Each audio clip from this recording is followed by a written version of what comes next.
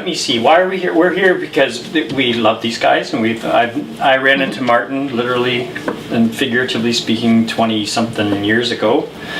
I did sound for a band that he was playing drums with, and so we would travel together, and inevitably when you travel with a band you end up bunking in the same hotel rooms, and so I got to know Martin very, very, very well. A little too well sometimes. It's like he scared me the first couple of times, and then we became fast friends. So that's 20, I don't know how many years ago. How many 20 years ago? Something like that. Probably 30. It's probably 25. We had 30. had no gray back then. That's all I'm saying. Was anyway.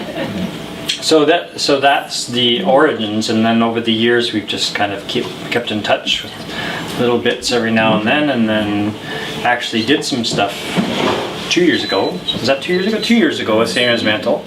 Anyway, so I've heard all of Martin's jokes, so we're not going to record any of his jokes because they're so corny that it's just.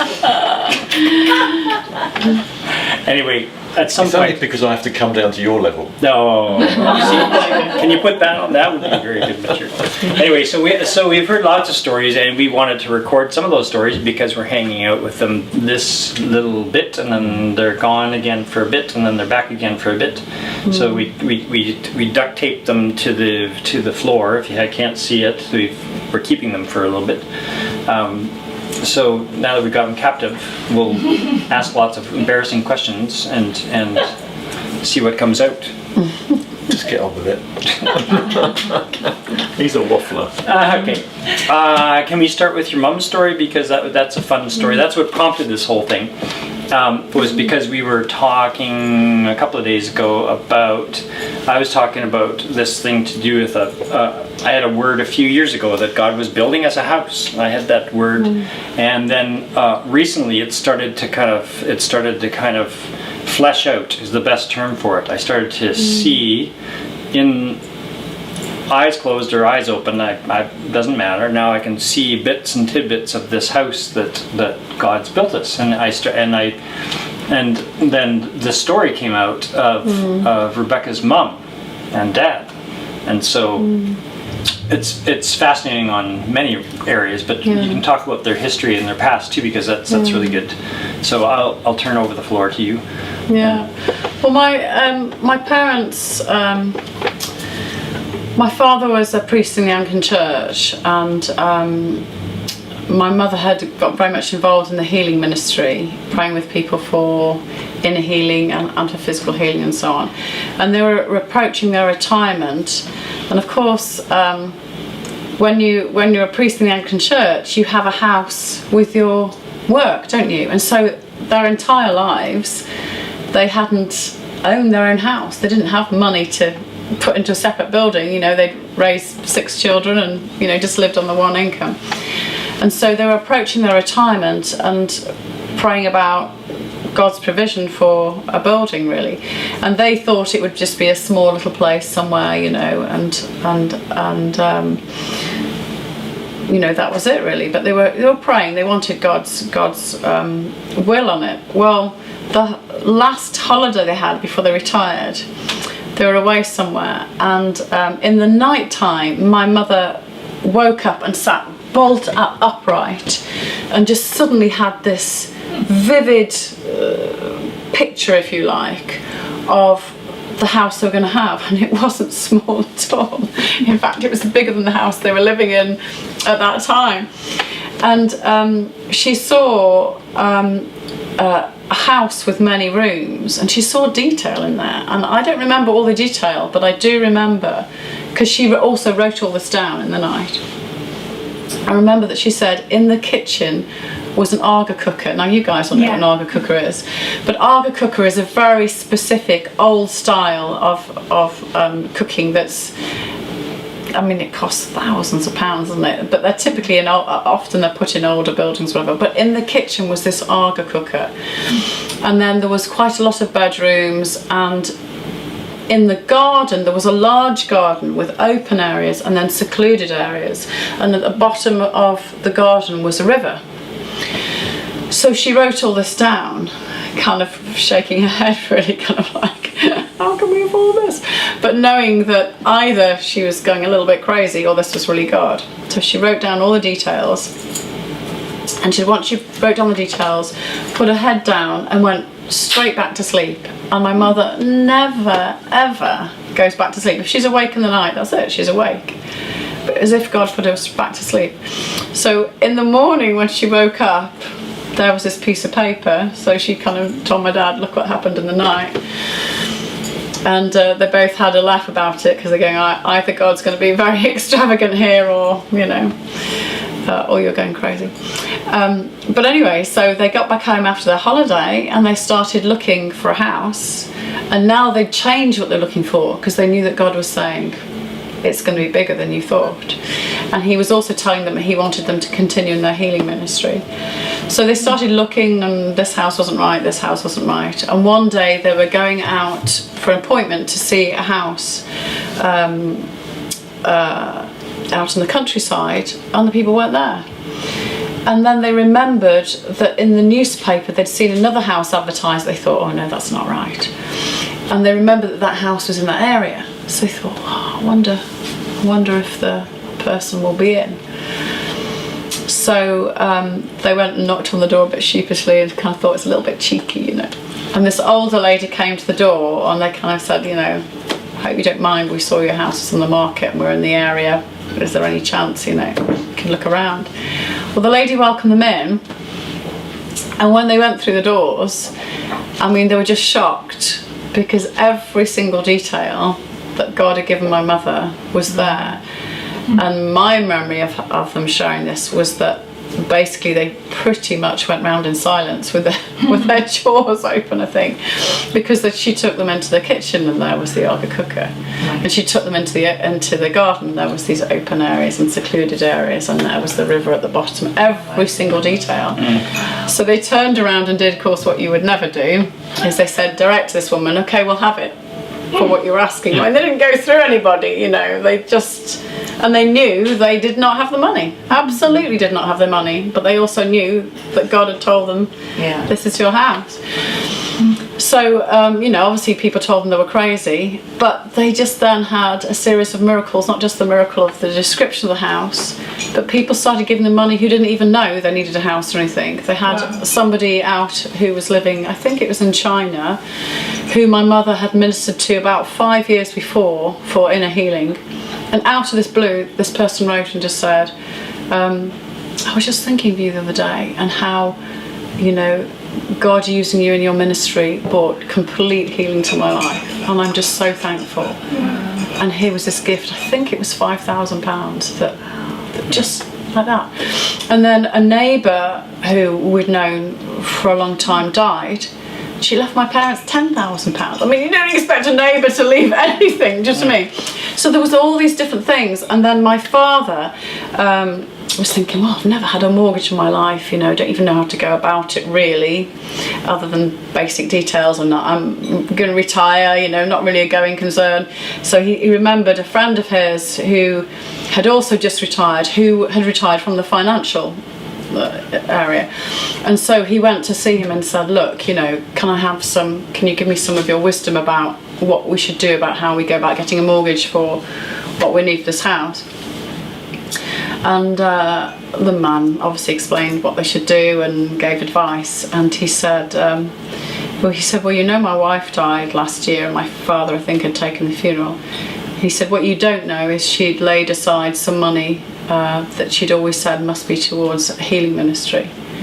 And he said, I want to lend you this money, 25,000 interest free. He said, you pay back whenever.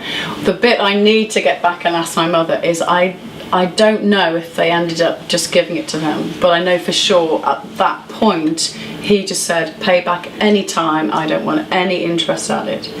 So there was all these gifts, like not just the gift of the incredible picture that made them go, yes, this is the place, but then provision, and within a very, very short space of time they had that house completely paid off. And since they moved in, the first year they spent time, you know, restoring and stuff, And even though they spent the first year restoring, they still had 120 people come to stay and be ministered to through that house. And they've been there 23 years. And they've seen miracle after miracle after miracle in that house. So it was a miracle house as a gift, but it's become a miracle house in terms of what's happened in there. So really exciting. And for me, actually personally, I remember when God provided them at that point, when he provided this house, I remember I just felt overwhelmed with thankfulness, because I'd seen in my parents' lifetime how they'd always given. They lived very simply. They never told us you have to give, you have to give. They just demonstrated in their life in every way. We would have people come to the door every single day, you know, begging for food or whatever. They always gave, even when it was I literally saw them, they would give the very last thing, whether it was food, whether it was a blanket, whether it was money, whether it was of their time. They lived generously.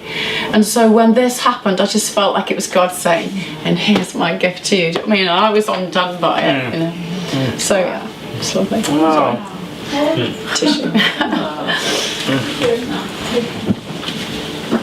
That's very neat. And the fact that it's the exciting part to me, because we want to go visit now, of course. So I know. hear that story. You were right when you. The exciting part is it's on the doorstep to Wales. Like the backyard is Wales. Like, Literally you cross the river and it's Wales, so they're literally on. And my mother's 88, my father's 87, and still to this day, any day we phone them up, you be ready to hear the latest miracle that's happened. I mean, and Martin was chatting with her. Was it the last visit or the one before? Last visit. When we were there. You know what my mother was saying to Martin? What you say? What she was saying? Basically, she was 88 years old, and she was sitting down, basically giving me her vision for the next 10 years of what she wanted to do in ministry. You know, so it was just like, So really. I want to be like that when I grow up. Inspiration. well, you're pretty close to 88, aren't you? Can you edit that part out? Yeah, he's almost 88. Not. That's awesome. Yeah. Very, very encouraging. Yeah, Inspiring. that's sweet. Yeah. So now there's some stories that you told from. You spend time in which countries in Africa do you mostly spend time with?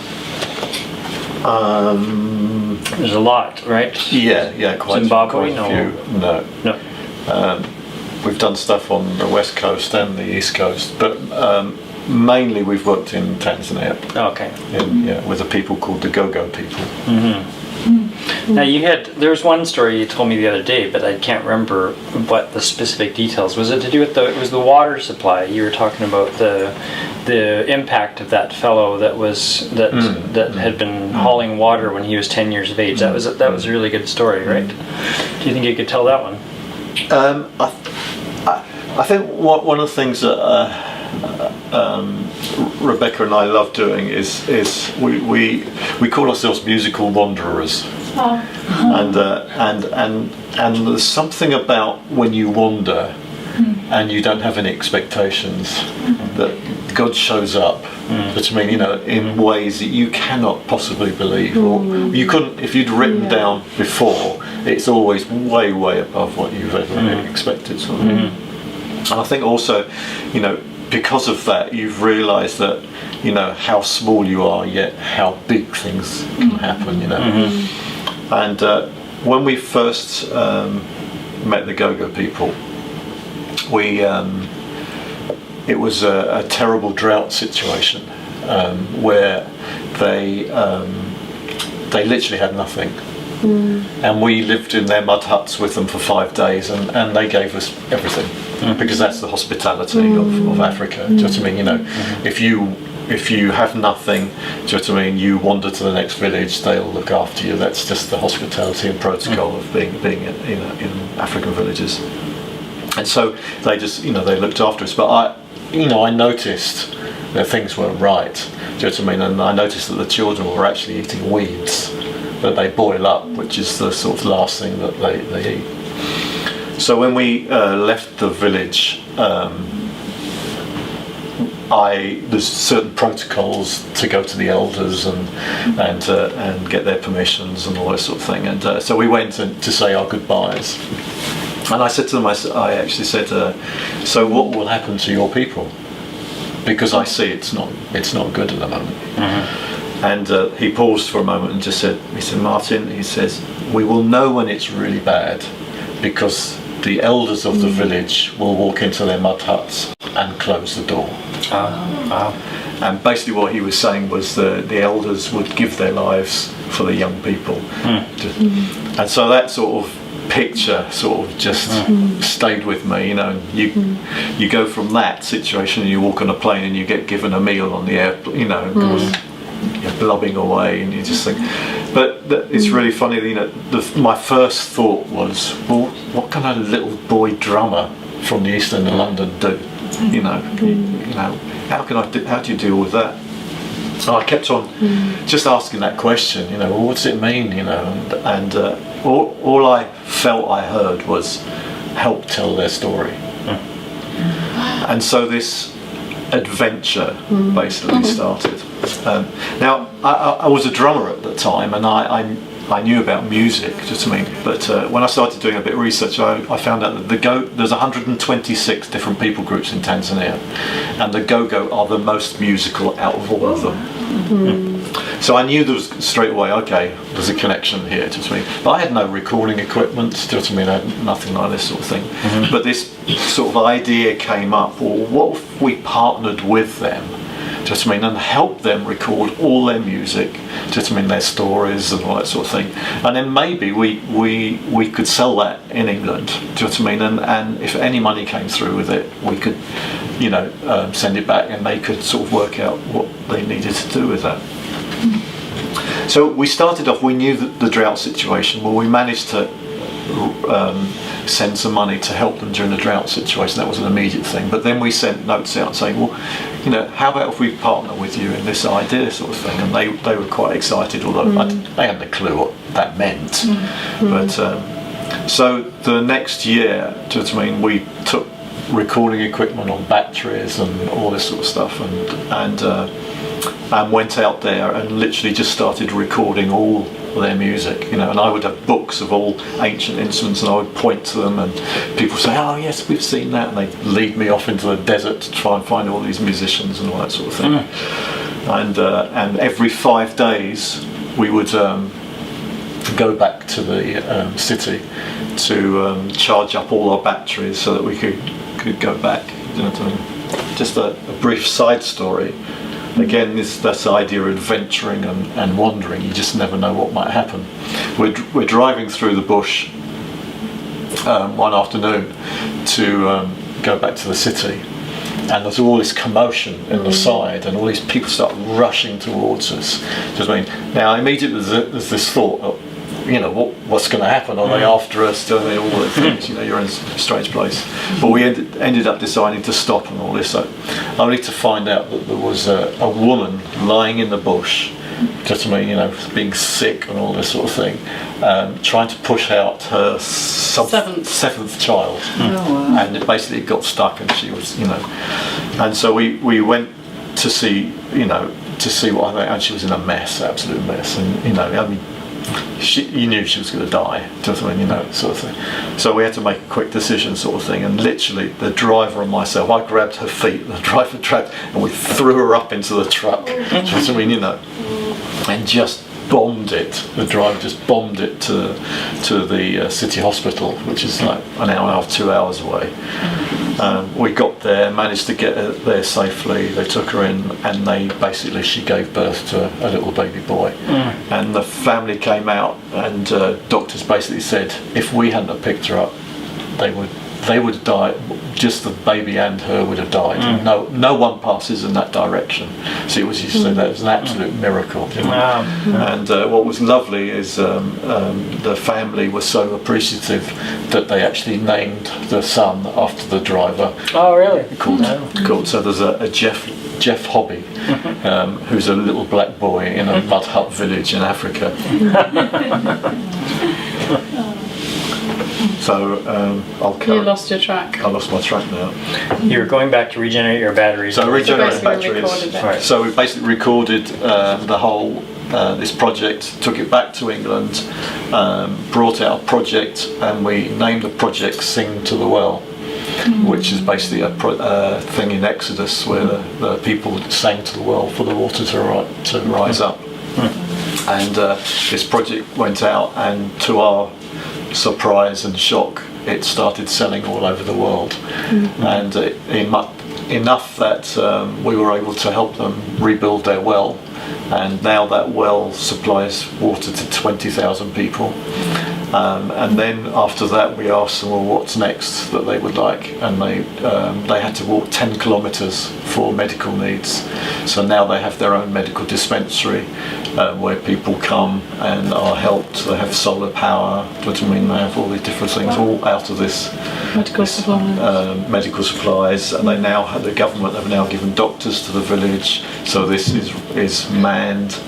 And our next hope is we want to build a little small home because now the doctors and nurses are coming in.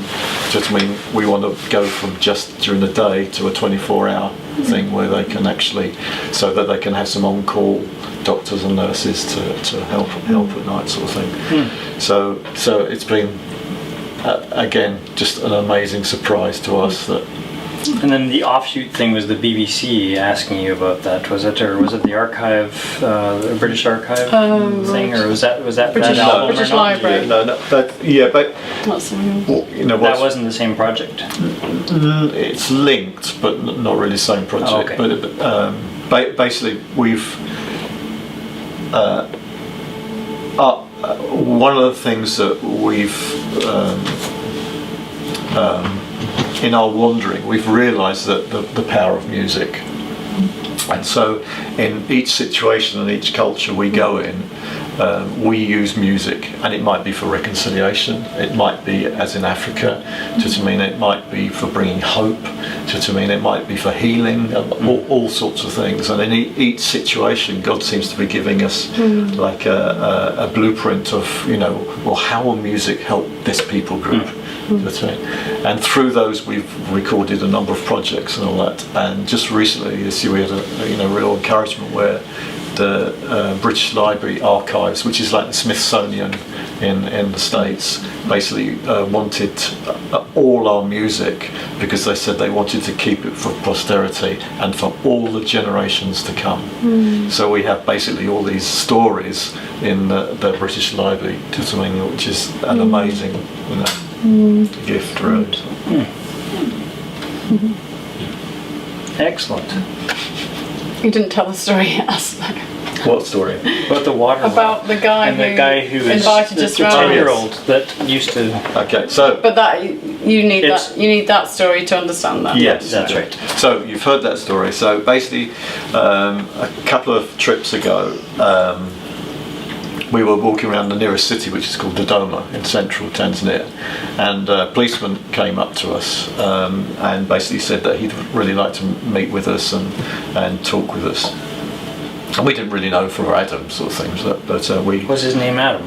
no. Bert. His name is Bert. So we met with him and his wife in their little place.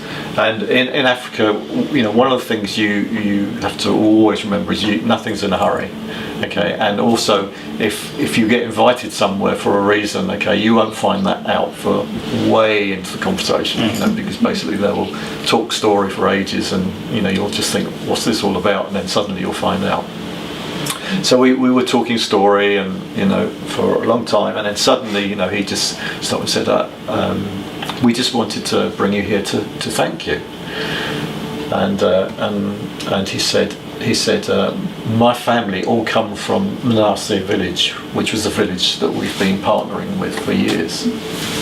And he said, I grew up as a young boy in the village. And he said, when I was a young boy, every single day we had to walk 10 kilometres to get water from a well. And he said, we used to wear a yoke over our necks with 2 buckets. and we would walk to the wells, and sometimes we'd have to wait hours by the wells because there were so many people and we were so small, you know. And then sometimes we would have to go at night, but at night we would have to go in a small group of boys because the hyenas would come and try and attack us, and so we would have to carry sticks and go as a group so that we could keep safe, sort of thing. And then he said, and some nights it was so dark that when we walked back with our water, we would trip over something and spill all the water, and we'd have to go home saying, you know, sorry, we just weren't able to get any tonight. And then he paused, and then he just turned to us and he said, I just want to say thank you, because none of our children in that village have to do that anymore.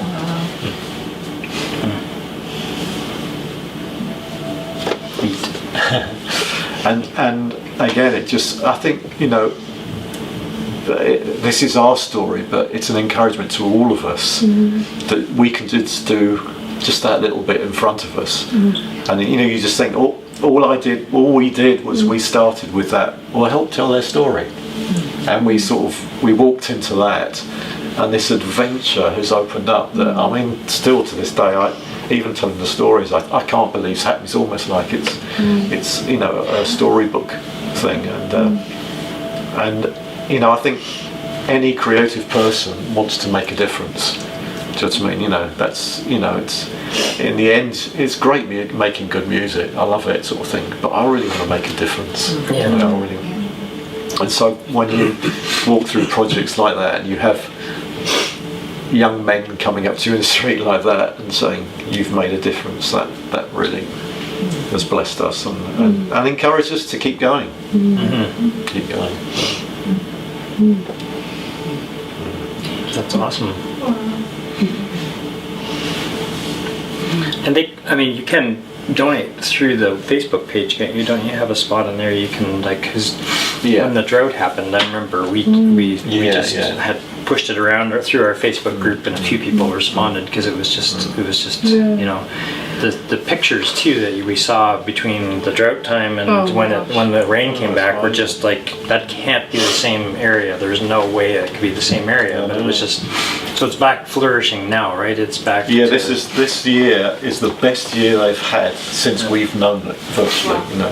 And last year was the worst year they had. We were out there last year, and when we were travelling, when you travel out to the village, you go on this dirt track. It's not a road or anything, and you travel through rivers, you know, in your kind of jeep or whatever. And we'd been there when the rivers had been dry, and we'd been there one year when the children were digging about this deep down in the riverbed to get water. But last year they were digging 10 to 15 feet down. Wow. And they were getting that much dirty water.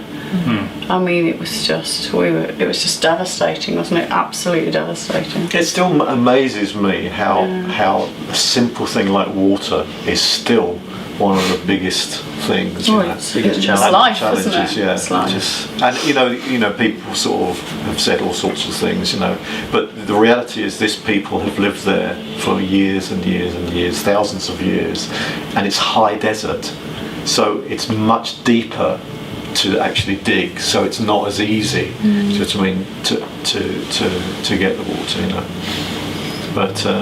But you know, I think for us, you know, we've learnt so much from them as a people as well, because just the way they live, like the way they do family, the way they doing is not as important as being. Just, I mean, they have so much time for each other. They sit for hours just chatting and talking, and you know, and life is so much slower. Just, I mean, that we feel that yes, we've been able to help, sort of thing, but we always come back changed. Just, I mean, you know, and we've been able to bring back a little bit of Africa in our lives. Just, I mean, back to wherever we live, sort of thing. And I, you know, for me, I know my life has changed just through meeting people like that. That's when, you know, because you start to realise the important things and what we've lost in our own culture, you know, and just, you know. I mean, you know, just one simple thing, you know, I don't know what it's like here, but in England, you know, singing, dancing, Just I mean, you know, that was all part of our culture. You know, everyone did it, but we're losing it because of so much other stuff. Yet in Africa to this day, they dance their brains out. You know, we had one occasion where we sat down to one early evening. We'd just eaten. We sat down. Becca sat next to a lady who was breastfeeding. Just I mean, and asked her, because she had a drum next to her, oh, show me how you play your drum, sort of thing. So this woman started immediately, just because this woman started hitting the drum, everyone starts getting their drums out, starts singing away, dancing and all that, for the next 4 hours. Wow. 4 hours. Not only were we singing, but we were praising God. Just I mean, you know, and they were in a situation where they needed lots of things. Just I mean, but during that whole time, they never asked God for anything. Yeah, they just praised him. They just praised Him. Beautiful. Wow. Just like, Beautiful. By the moonlight. and it was all totally under the moonlight. And then, as organically as it had started, it's just suddenly finished. And someone stood up and said a good night prayer, and everyone started walking off. Wow. It was just like as normal as Breathing. breathing. Wow. Wow. It's amazing. Yeah. Yeah. Special people. So when's the next time you go over there? Like, do you have something scheduled to go? We were hoping to go again this year, but I'm not There's been a lot of things happening. A lot of things happening. So we want to get, because one of the things we want to do is our contact Seth, who is an amazing man of God. Just I mean, you know, again, who's had quite a life. You know, he really wants us to meet his family, who live about 4 to 8 hours away. And so we really tried to do it this year, but there was a lot of troubles in that area, and the government wouldn't give us visas in time to get there. So we really want to visit his family. So that's, We've met his immediate family. This is his parents, Extended. but they're in a Okay. different region. So Yeah. Yeah. and what's really special about this man, Seth, is he's never in the whole time we've been with him ever asked about coming to England or anything like that. His whole heart is for his African people. Just I mean, he actually got taught Bible theology in I think it was Kenya. Yeah. So he's grown up through an English teaching system, but he has such a heart for his African the people, and he's from the Ha tribe, and he was the one that set up churches amongst the Go-Go. That's I mean, you know, and so he's quite an amazing man. Well, you better tell us when you're going next, because I have a couple of teenagers that I'd like to bring with me. Come with you guys and get a little perspective reset, you know. Could they cope with living in a mud hut Well, you'd hope, but with scorpions and rats and bats and? as long as they could look it up on the internet and find out how to cope with it. How to virtual reality their way through Africa. One of the lovely things about technology, my daughter came once with us, sort of thing, and she had a phone with it. Of course, it didn't work at that time. But one of the apps that did work was an app about the stars. And of course, when you're in somewhere like Africa, there's no light pollution whatsoever. So the stars are absolutely it's almost like they're right on top of you. Do you know what I mean? I can totally understand that scripture about stars falling down, because you know they're so on top of you. So she had this app where she could actually put her phone up and it would tell her what stars they were. You know. So actually we had a lot of fun with that. So Wow. Great. I think it's time for a story from you guys. Yeah. You see, if you're in a storytelling situation, stories beget stories.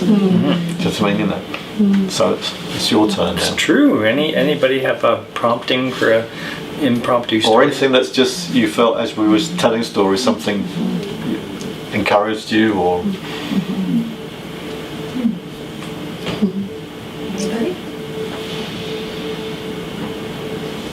no pressure. You caught me so off guard. Are you gonna videotape Herb though, Trish? Are you gonna? Do you have a story, Herb? No, Wow. not yet. Not yet, but he will have. It's interesting, just your story about your parents and the house. We were in camp ministry for 20 years, and housing was always provided. And when we were released to Dream from that camp ministry, of course we lost our house and everything too. We had nothing, right? And where do we go? So the Lord provided that we could go to Bethel for a year, down to Reading. Oh, awesome. And coming back, you know, no home, no job, no anything. And so where do you go? And after about 3 years, I won a draw for this all-day coaching on goal setting course. And the man said, oh, bring your husband. I'll charge him just a little bit. But it was a transformational time, and we've shared that with some of you, but how we, what were our goals, what were our dreams, and then we had to put a timeline to it as well.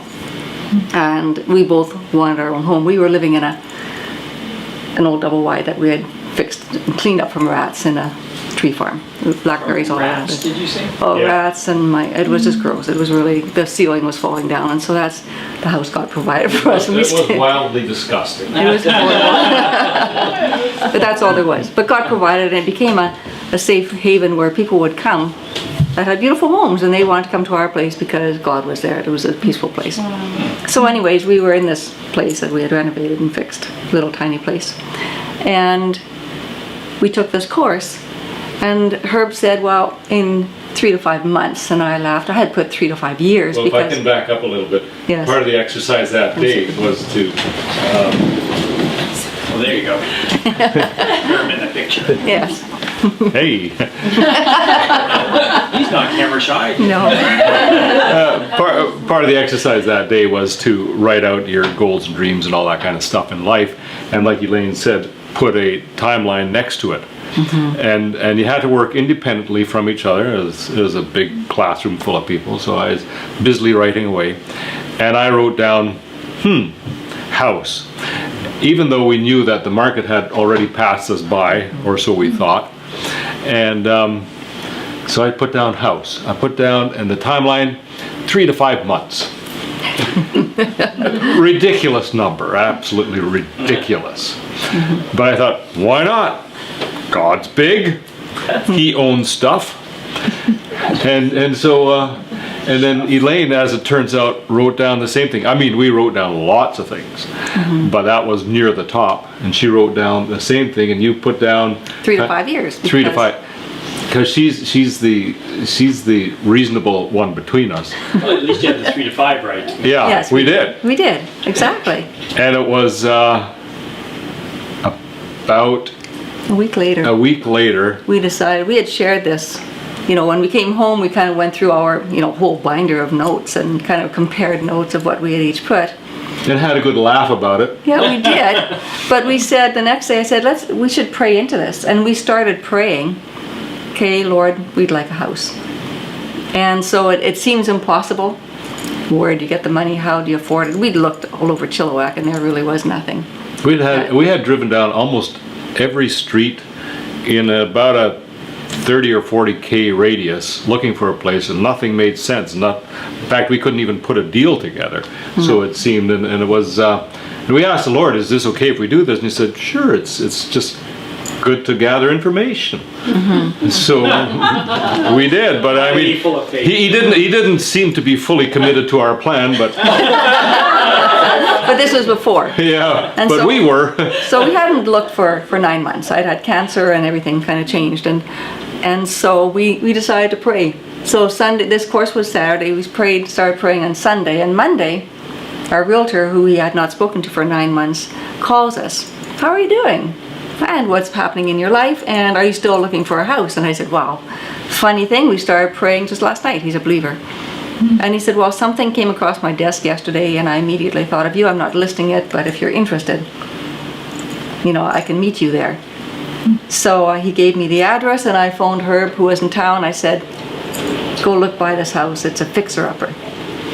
Yeah, he said it really needed to be fixed up. So Yeah. I drove by, And I looked at this place and it looked wonderful. I mean, it built in 1999. I mean, it's not old. And what a great looking place.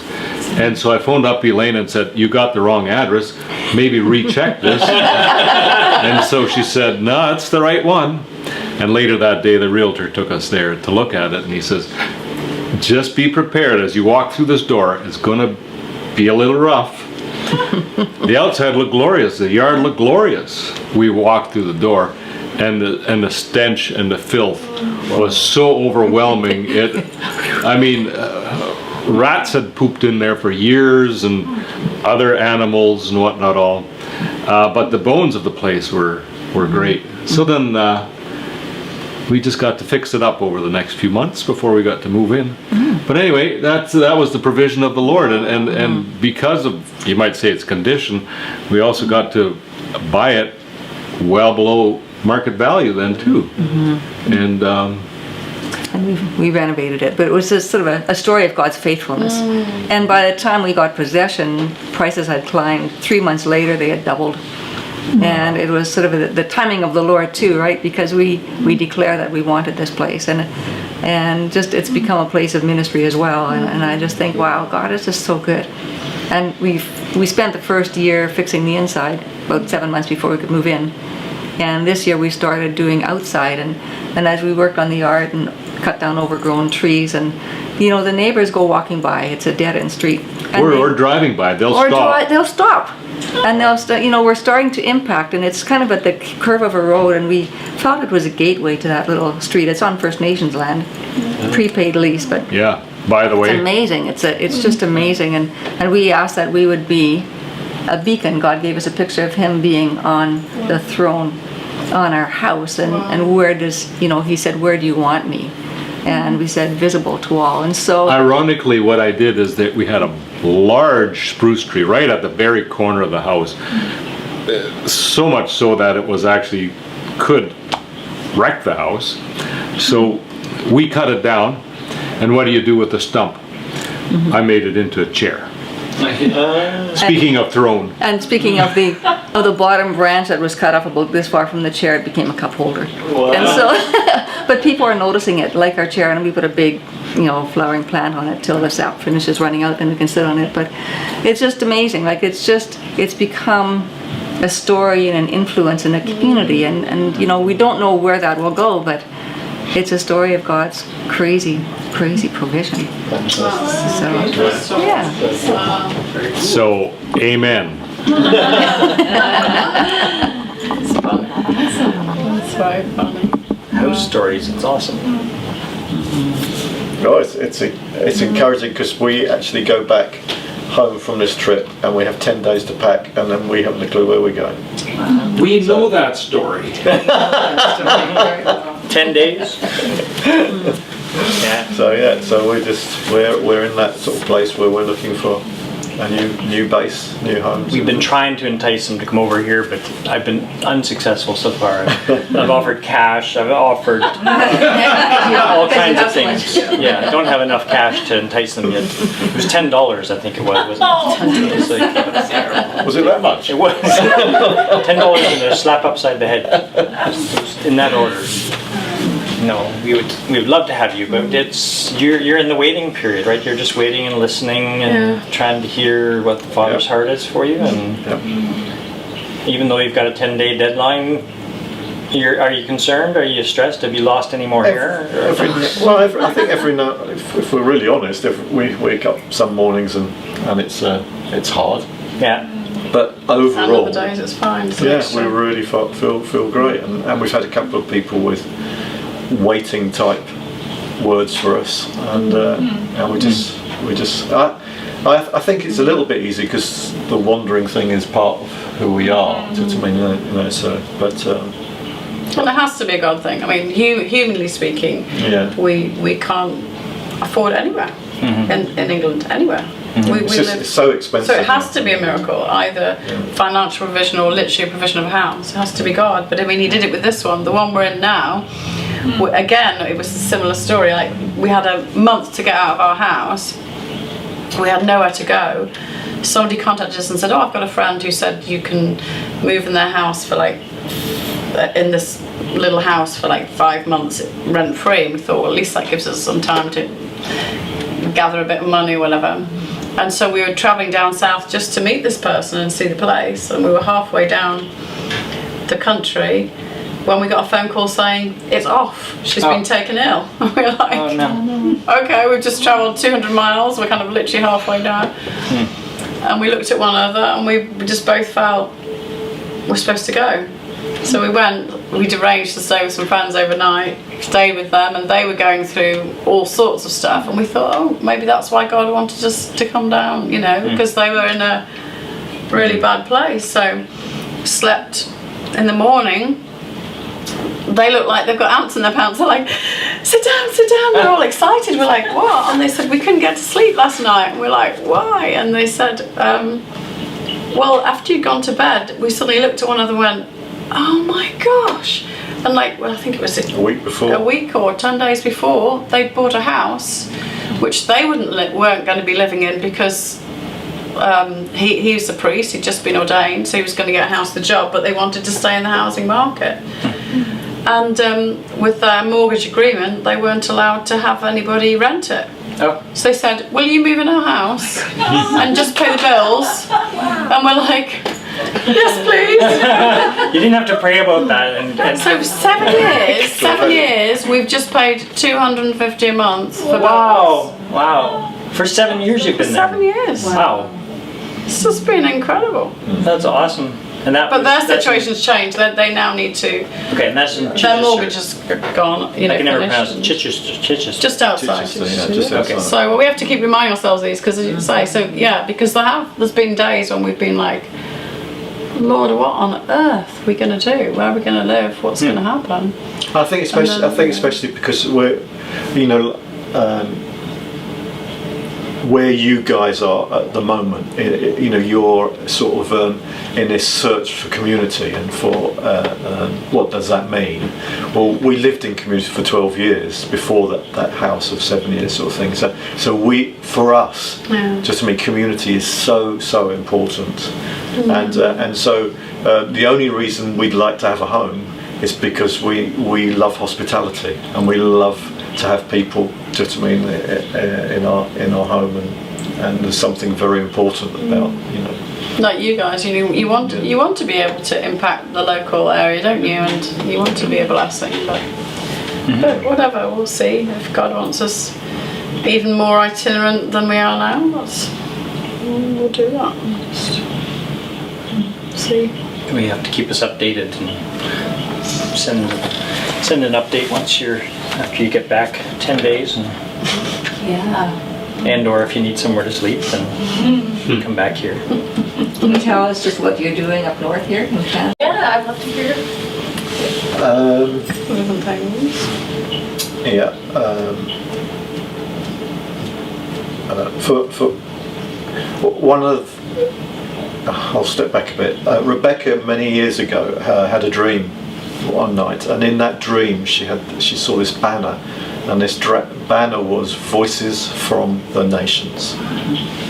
And when we checked that out, everything at that time was go to the nations, take to the nations. It was all one way.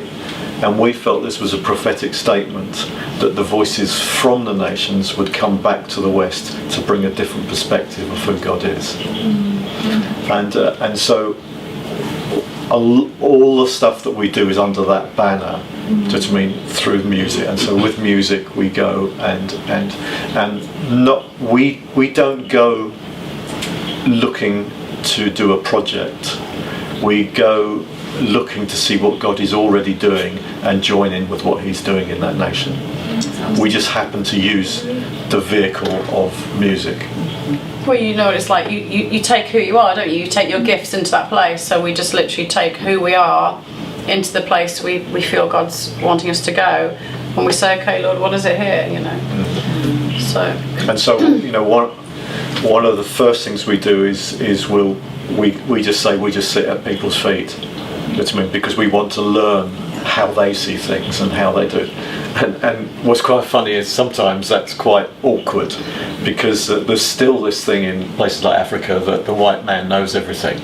So they'll keep trying to push us to speak, to do, you know, all this sort of thing. So on a lot of occasions we literally say, that's so kind of you, but actually we want to just be with you, you know. And it freaks them out, because people just don't do that, or it's rare to me. But what we find is after about 4 or 5 days, they suddenly start going, do you know, I think they really do want to be with us. And the whole thing changes. The whole thing, it's not about what we can do anymore, it's about relationship and building friendship. And out of that, then we can. I'll tell you a story that, you know, again, just really encourages in this, the way God's called us to work. We're out in this small village. I mean, we've already built relationships. We've built relationships not only with the church but with the elders. In fact, the chairman over the whole village is a Muslim, and he's literally said, "You have the keys to the village." Do you know what I mean? So we have great relationships and all that sort of stuff. So we're going to a church service, and they want us to speak at the service. Just mean, but we're in this mode where we're still building relationships and all that. And said, well, we'd love to come. Just mean, you know, but you know, we'd love to hear what you guys have to say. Just mean, you know, and they, you know, they push it a little bit more. But we'd love to think that. And then I say, well, how about this? How about if I bring my drum, okay, just mean, and you bring your drum, and we'll pray together. Now straight away they're looking at me. What's that mean? Just you know, just. So anyway, they think, oh, this is a good idea. Because you see, what you have to realise is half the time, because of their honouring, they just want to please you all the time. Just mean, you know, and we have to get past that sort of thing, you know. So anyway, we go to the church and we're part there, and it comes time. So I just tell the story of my drum, just mean, and then say, you know, let's pray together, and immediately that they say, well, how can an Irish drum play with an African drum? It's different. Just meaning that I said, don't worry. I says, you start playing and I'll join you in. You know. So the African guy starts playing and I start playing with me. Immediately they can't believe that these two drums can work together. Is it the tougher round? Is it the one? It's is that the one? No, he's Irish. Oh, is he Irish? We haven't told you he's actually Irish. Baron. Okay. So we start playing, and immediately, just in the spirit, God just falls on the place, and everyone starts praying and singing and dancing, and for the next like 30 minutes, it's just unbelievable. Just I mean, you know, Wow. where basically two cultures come together and worship God. You know? And then it just quietened down. Just I mean, you know, and there was one of those silences where. It was a silence where everyone what next? Just me, and everything in me, okay, wanted to explain what has happened. Just I mean, you know, and do it the white man's way. Just I mean, you know, and all that sort of thing. But the one thing God has been teaching me for quite a long time now is just two little short words, and that's shut up. Does he actually say shut up to you? and this I've tried that many times. It doesn't seem to work. And this was definitely a shut up moment.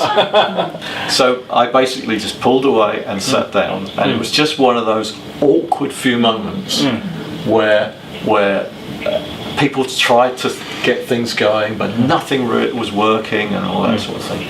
And suddenly, this African man, pastor behind us, just screams out, "I have a vision!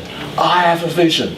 Just to me, and he screams it in Swahili. So immediately, I have a recorder with me that I carry all the thing, and I just, because I knew something. This is what we were waiting for, so I recorded, and he came up, and he started prophesying about the drum and his people, and literally we had it recorded and translated, and it's on our website. Absolutely everything he said was everything we could have said. Wow. But it came from an African to African people. Just mean, you know, and God's been teaching us that sometimes all He wants us to do is be there. Just mean that we will release things, but it doesn't necessarily mean to say that we're going to actually bring it.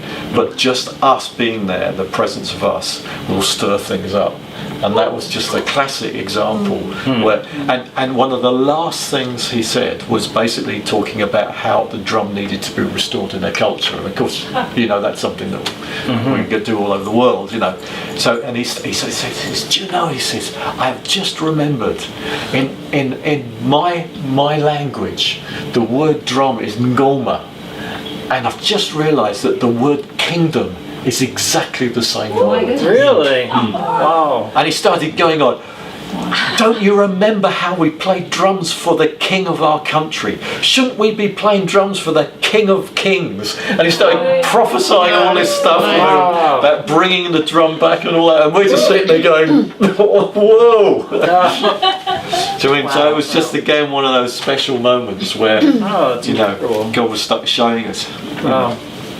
And basically, before we went out, we felt that there was certain thing that God wanted to release to those people, but that we were not the ones that should bring the word. And what He said was what God had told us, and more. But as Martin said, it came from African to African, so he just said no. That's so it's good. not to come from your mouth, but I will release it because you're in the land, and it's what I've given you to carry. So it was so good. It requires you to look pretty darn stupid. Yeah. So you have to kind of, But it's like you're actively, all you're doing is listening for the heart of the Father, and then not being swayed by what in the natural you think you should do, but you just kind of. It is, but that's amazing. You know, to me, it's like we often say this. It's like every single one of us just carries such a presence of the Father, don't we? Carry so much within us, and I don't think any of us really realise the depth of what that means. We understand on some level, don't we? But there's always more, isn't there? There's more than we can ever imagine about what we carry, and the fullness of what we carry. If we allow that to be released, will not just transform the one in front of us, but will transform areas and cultures and nations. But do we dare holding what God has given us with open hands and letting Him do it, and it not be about us? The Western thing, over so many years we have this thing about controlling something, labelling something, letting it be something, and so you know, you've got to have the 4-point plan on how to do this, or the 3-point plan of this, or unless you do it this way or that way, and although it was with great intentions, I think a lot of what that's been is it's ultimately been about controlling God. That hasn't been our desire, but it's about, well, if we do it this way, it'll be neat and tidy, or this will work. And I think God wants us as Westerners to strip off the boxes, to strip off the labels, to strip off the 4-point plan, the 5-point plan, the whatever, and let God be God within us with the unique characteristics He's put in each one of us. Each of us is going to release something different just because of the gift of God within us, isn't He? You know, and I love that. You know, Psalm 139. He says, you know, that He created us. Every single detail of our lives He knew, and I used to think I was pretty much a mistake. I don't mean a mistake as in my parents made it. I mean, I thought about that much about myself. You know, I thought I was ugly, I was thick, I was horrible, everything. And God confronted me with that, and He said, you know, so when I made you, when I formed you in your mother's womb, when I designed you, did I, your God, make a mistake? And He didn't. He didn't make a mistake with any one of us, did He? And so that's been a journey for us, is what does it mean for us to dare to embrace the fullness of the uniqueness of who I am, the uniqueness of who He is, the uniqueness of each one of us? What does it mean for us to embrace it and no longer apologise for it? And as I said, this has been a huge struggle for me, and I've had to, you know, confront that again and again. What does it mean for me to embrace that and say, okay, Lord, and then you give that back to Him, and it becomes this beautiful embrace of God in you and you in God, and because of that, what is released is beyond your imagining. So, but we have to let go of all the programs. So as Martin says, we don't go into a new tribal group and go, well, we're going to do this. Because that's back to the box, it's back Yeah. to a program. You can't do that, you know. Well, it's So because it's so much easier for us to grab a hold of something like that and go, yeah, this is what worked here, so yeah, let's do it. let's- and then go, this is how we do it, and then you just run down that pathway, and then God's going, wait a minute, it's like, because we think this is it, we grab it, and then it's like, oh my goodness, so, yeah. It And, was- you know, with the Taltan people, we were invited to go up north, as Martin said, a couple of years ago. And we went in response to the invitation, which came out of a relationship with a Grand Chief. And we journeyed with her, but when we journeyed with her that time, although there was a couple of things we knew, because there were things that were on her heart that God had put there, we didn't know what it was going to look like. But we knew that the invitation was there. We knew as far as we could figure out before God that we were supposed to go, but we had to go in vulnerability because we didn't know what God was going to do in that place, you know. And so, you know, it's a journey. It's a journey. I think sometimes you find that out quite quickly. Yeah. And sometimes you don't. It takes a bit longer for those things. You know, some things are immediate. Some things, you know, take a bit of time to work out. Sort of. Yeah.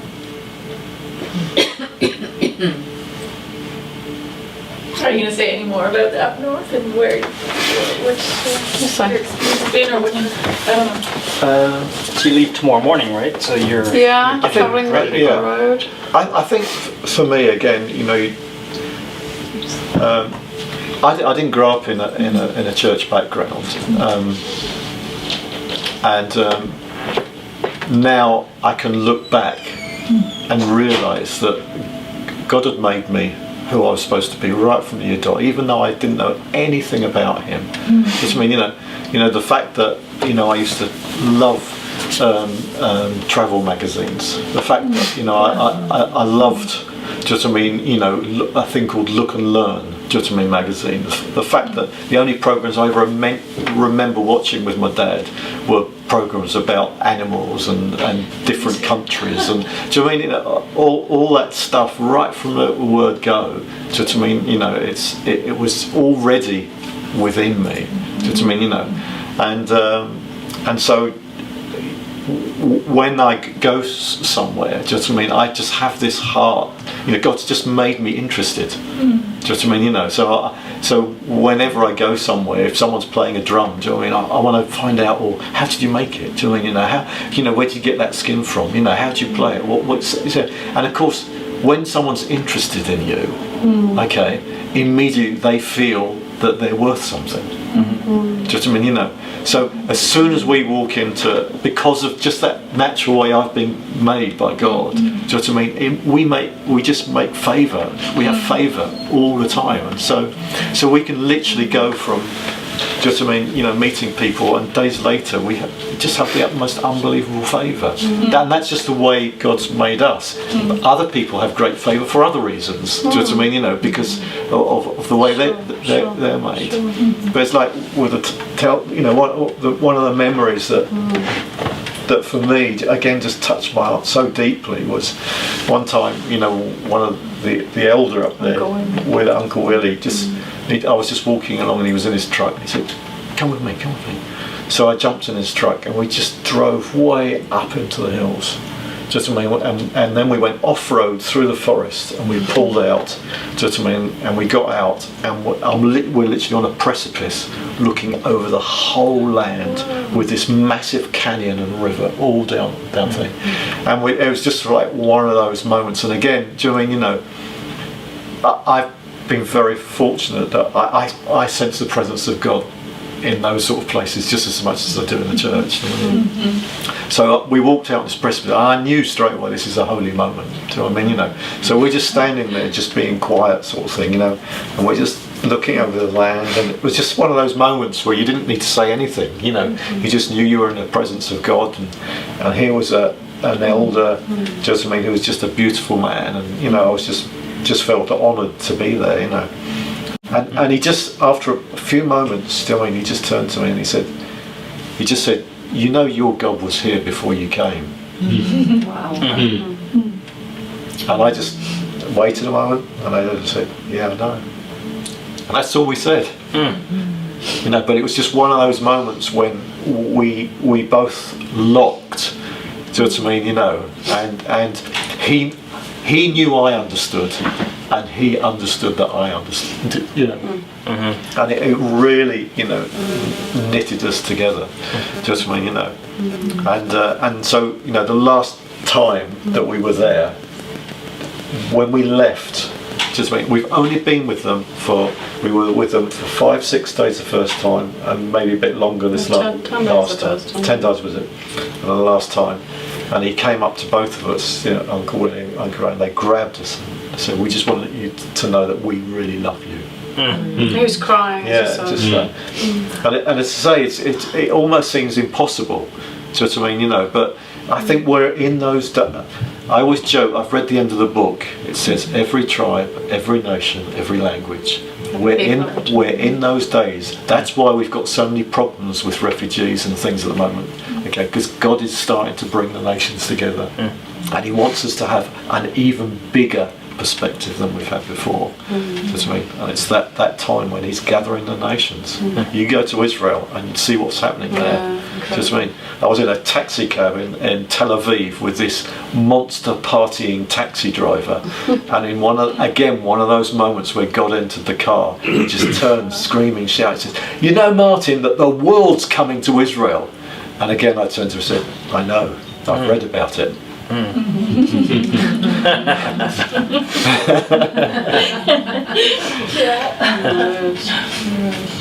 So we're in interesting days.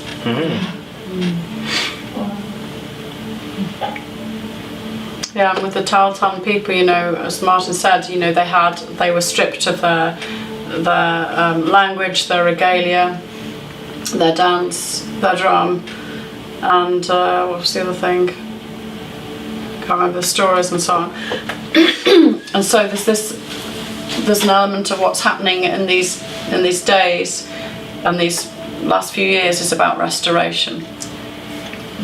And the thing is, when you have when God restores identity and then tells you again that He loves you, then you really know He loves you. Because if you feel stripped of your identity and that you've got to be like another people group to be acceptable, and then those people say you're loved, you think you're loved because you become like the other people. And so it rips the very heart out of the gospel. And I think God is fed up of the heart being ripped out of the gospel, and He wants the heart in there.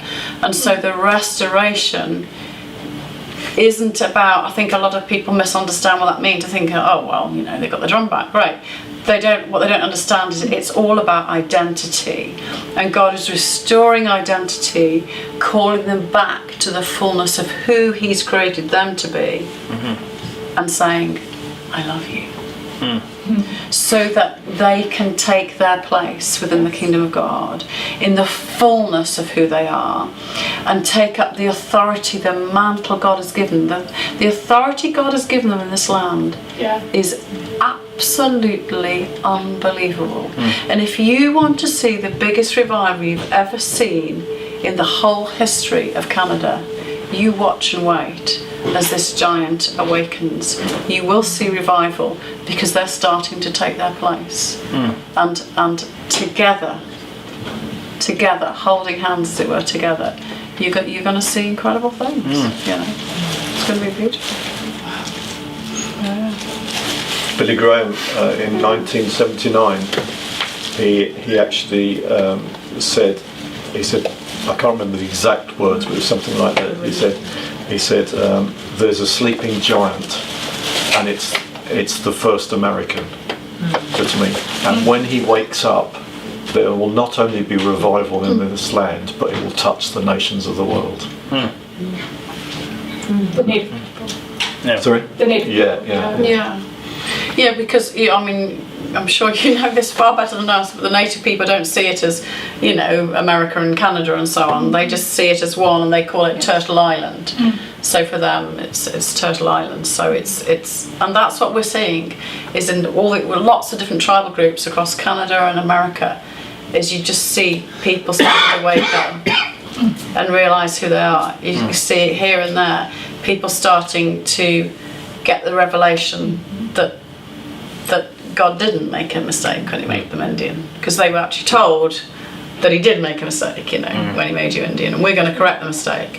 And so there's this reversal happening now where God is speaking to them, and the things they're seeing and the revelation about the future and so on is very powerful. Yeah, really, really exciting. Very neat.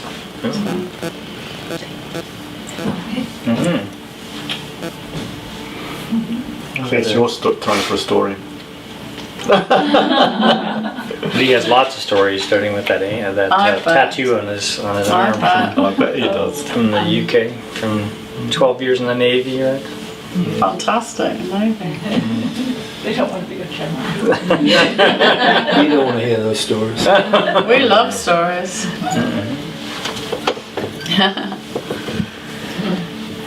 Well, I can turn the camera off now then. Jolly good. Then we can get into some really stories. Yeah. So Yeah, Bruce, do you want to rapid say it? Oh, well, I mean, the thematically, to me, it's just about being true to who you are. Like, for us, the practical application of that is to step into who we are, not try to compare ourselves, not try to use other people's template, and once we step into that, believe it, receive it, allow God to do more than we imagine. We talked about that last week, and it was about more than we can imagine.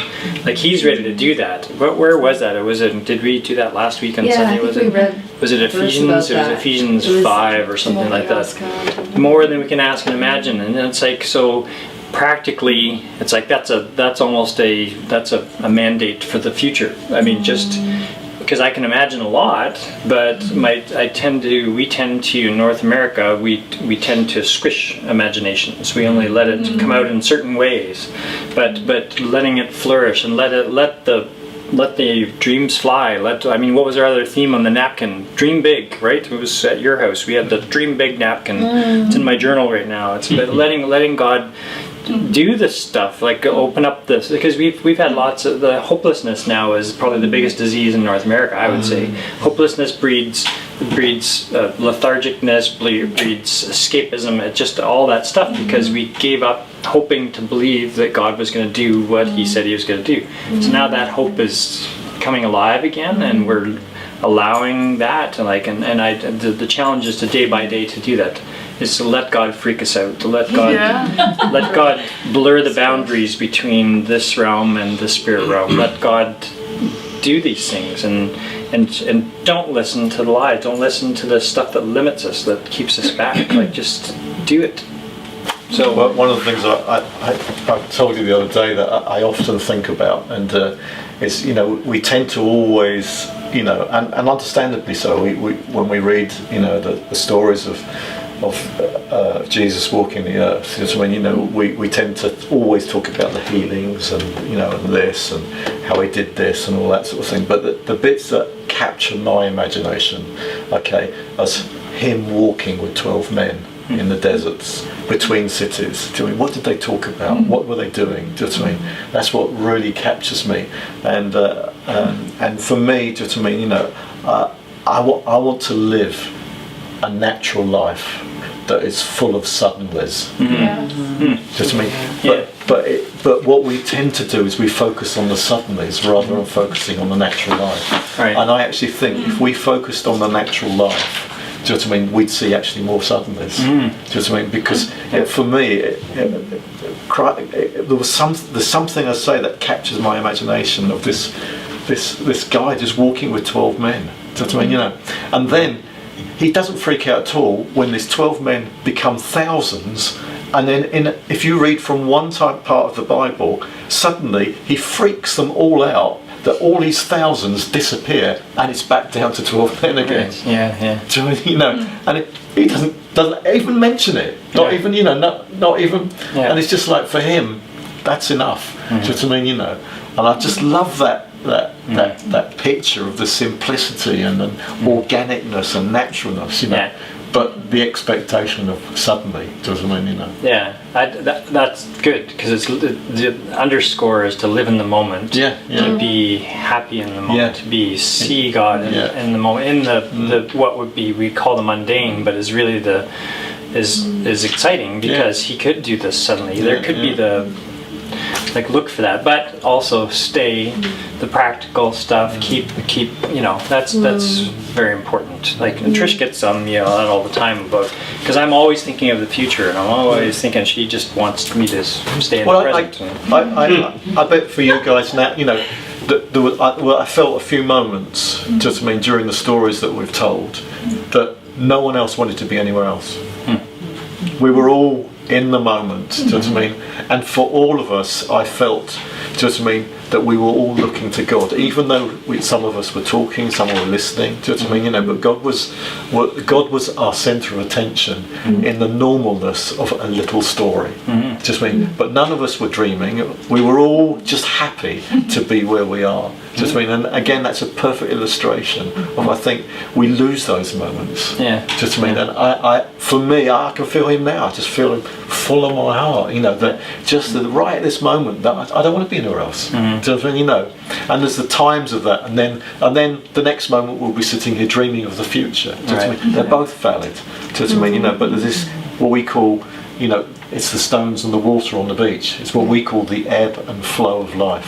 Yeah. Do you know what I mean? That constantly happening. And for me, it's that constant of the normal everyday to the suddenly moments. Excellent. Yeah. Sorry, we're supposed to finish. We just can't stop. Turn it off quick before the next story breaks out. I can leave it on. So we'll end it by saying thank you. Oh yeah, of course. Thank you. I'm usually the interviewer. Oh no, we don't kiss in this. And with that, the rest were weirded out.